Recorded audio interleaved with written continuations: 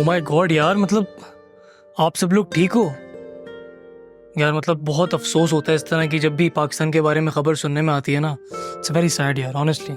हाँ, लंदन में तो कुछ भी नहीं होता, ना कोई क्राइम होता, ना कोई स्नैचिंग्स होती हैं। पाकिस्तान वैसे ही बदनाम है। यार मैं तुम सबके लिए बहुत फिक्रमंद हो रहा हूँ। इट्स रियली टेरिफाइंग यार, मतलब इस तरह कैसे हो सकता है? हाँ, वैसे सिचुएशन को बहुत मुश्किल से हैंडल किया। तुम्हें पता है हम सब इतना डर गए थे, और अगर बिग बी ना होते ना तो पता नहीं यहाँ क्या हो जाता। हम लोग तो अभी भी ट्रांस से बाहर नहीं निकल पा रहे हैं। यार the most important part is कि आप लोग सारे ठीक हो। आपको पता है इन लोगों को कोई फर्क नहीं पड़ता, इनका कोई दीन ईमान नहीं होता किसी को कोई भी नुकसान पहुंच जाए। खैर मुझे बताओ, अंकल आंटी सितारा ये सब ठीक हैं? बहुत सहमे हुए होंगे राइट? अबू बहुत ज्यादा सहम गए थे। हाँ नहीं, मैं भी जो है ना काम करता हूँ, चांद को फ़ोन करता हूँ।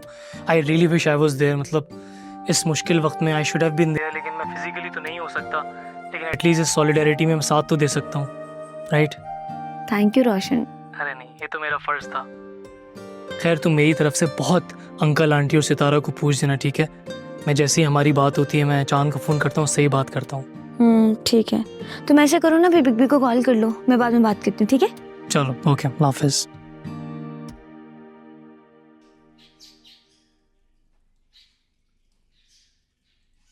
आफ्ताब आ जाए ना भाई, नाश्ता कर ले, देर हो रही है। लो जी, इतनी सुबह सुबह किसकी कॉल आ गई भाई साहब को? है हे पुप्पा ने नया पैकेज भी तो कराया है, खत्म भी तो करना है उसको। बबलू बेटा, हर वक्त मजाक अच्छा नहीं लगता ना। खैर, मैं आप लोगों को ये बताना चाह रही थी कि आज रात को हमारे साथ खाने पर कुछ मेहमान भी होंगे। केड़े मेहमान? कोई खानदान से आ रहा है?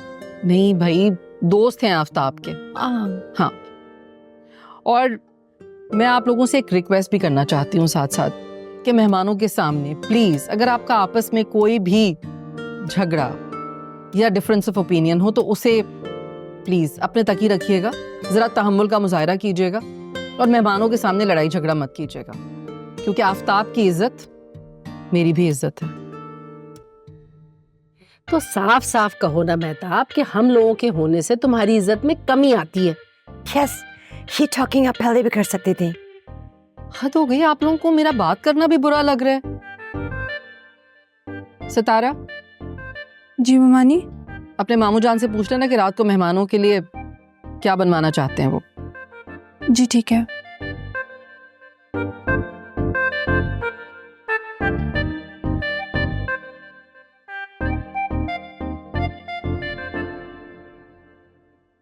रोशन, अरे बेटा, मैंने तुम्हें डिस्टर्ब तो नहीं किया? नहीं नहीं, मैं बस कुछ ऑफिस का काम कर रहा था, बोला। ओ बेटा, मैं और तुम्हारे डैड ये सोच रहे थे कि हमें आहिस्ता आहिस्ता शादी की शॉपिंग शुरू कर देनी चाहिए। तुम एक काम करो, कुछ दिन के लिए ऑफिस से लीव ले लो और मेरे साथ बैठ के शादी की तमाम शॉपिंग की लिस्ट बनवा लो। हाँ ओके, वो सब तो ठीक है, लेकिन आप शॉपिंग के लिए कुछ ज्यादा जल्दी नहीं कर रही? अरे बेटा, कौन सा हमारा खानदान यहाँ बैठा है जो हमारी हेल्प करेगा?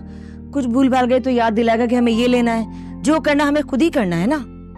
ओके ओके, मैं तो बस सजेस्ट कर रहा था आपको। वैसे भी आपने कहा था ना कि हम बाकी शॉपिंग जाके सारी वहीं पाकिस्तान में करेंगे।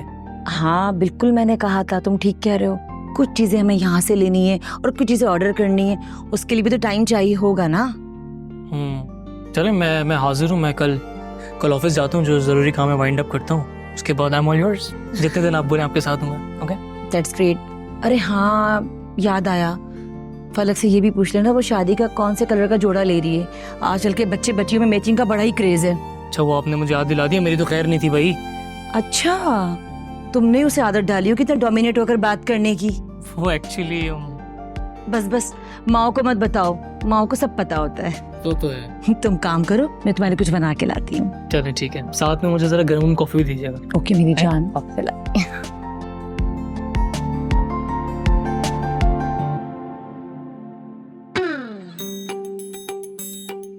साफ साफ साफ साफ साफ साफ। मेरे बाप, जितना तेरी फुप्पी ने मना किया था कि शोर मत करना, उतना ही शोर मचा रहा है। माँ, पप्पू ने शाम का बोला था। वैसे देखिए पप्पू है कितनी चालाक। मेरे को तो नहीं बताया कि कौन से मेहमान आ रहे हैं। हालांकि खूबसूरत खूबसूरत लड़कियां आ रही हो अम्मा, ऐसा बब्बू तैयार होऊंगा सारी दुनिया का। सोच कर तेरे को नहाना पड़ेगा। अबे ओ, रोज नहाता हूँ मैं, तेरी तरह गंदा आदमी नहीं हूँ मैं। जुआ सर में लेके घूमता रहूं। अबे वो एंडा शैम्पू से नहाती हूँ मैं। कौन सा शैम्पू? Enda shampoo. देखो अम्मा, गरीबों वाले शैम्पू इस्तेमाल करे तो जुएं खाक निकलेंगी। हाँ तो तू ला दे बहन को नया शैम्पू। अबे जा, तू चाहती है कि मैं कंगाल हो जाऊं? निकल इधर से। मेरी बात सुन, देख अभी मेहमान आ रहे हैं, ये मौका अच्छा है, तू भी अच्छे से तैयार हो जा ताकि चांद तुझे देखे, फिर उसके दिल में कुछ उमंगे निकले, कुछ हो। समझ आ रही मेरी बात? अम्मा